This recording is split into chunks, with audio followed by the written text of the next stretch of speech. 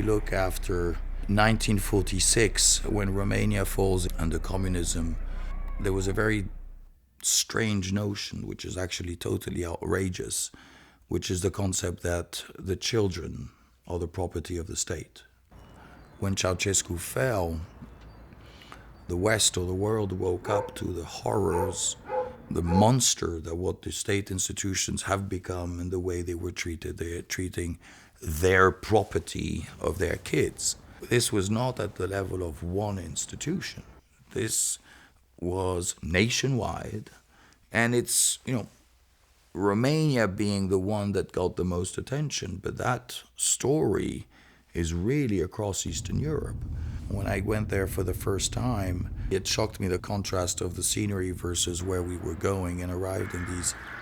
It was a state institution, a building. We go in, and the first thing that absolutely shocked me was the smell. The smell just totally took over, and we were not borderline. Right away I started gagging.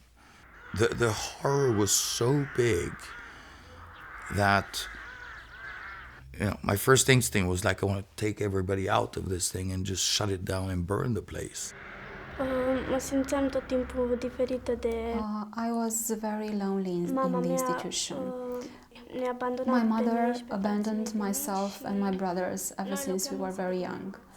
We ended up in the care of my grandmother. She lived in a city, but she was very poor, and she couldn't properly take care of us, and thus we ended up in the institution. Așa am ajuns într-o casă de copii. There were buckets, and those buckets were liquids in there. And I asked them, well, where's the food? Well, that's where they're fed. And so I asked them, there's no food? No, that's what they eat. And what they eat was all liquids. I asked her, well, why aren't they eating solids? Oh, the solids would rip their stomachs out. Regarding the meals, I was the youngest from that group, and I didn't like the food very much, and I couldn't eat a lot. And sometimes I refused to eat, and I was often punished because of that. We were locked in the rooms, we were beaten with sticks. And the banging of their heads on the wall, and the screaming. Some of the kids just running after you, desperate, just for human contact. They couldn't look at you. They were looking at you from the corner of their eyes like if they were battered and abused. They withdraw within themselves. They do not interact a lot with the world around them. They play with hands. You'll see a lot of this kind of behavior, which you might interpret as autistic tendencies, which in fact are not. These are the effects of institutionalization. Those kids are not stimulated in any way. They do not speak as much as children speak. They do not develop eye contact with adults, and it even leads to self-harming.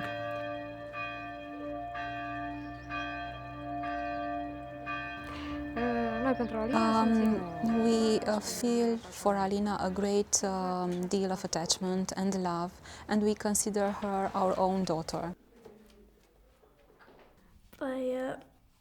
Ce să le spun, le-aș zice normal că le mulțumesc. Of course, I would like to thank them for everything they have done for me so far. Că nu m-am gândit. I would like to take care of them in the future as exactly the same as they took care of me.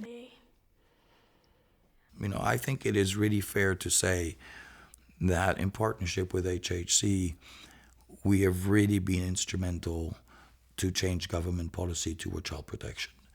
The goal now is really to completely shut down the system and create a proper childcare system. We wouldn't have been able to make any sort of long-term planning without ARC. We wouldn't have been able to talk to governments in the same way. We wouldn't have had the same power of negotiation. We wouldn't have had the same resources and strength in imposing our principles, our way of action. And being on the same side with ARC makes you actually a very strong player. And the governments cannot ignore you if you're such a strong player. You know, there's not one person that I known that I had to really sell it to. Just tell them the story, and I said, we need help. And their help was there.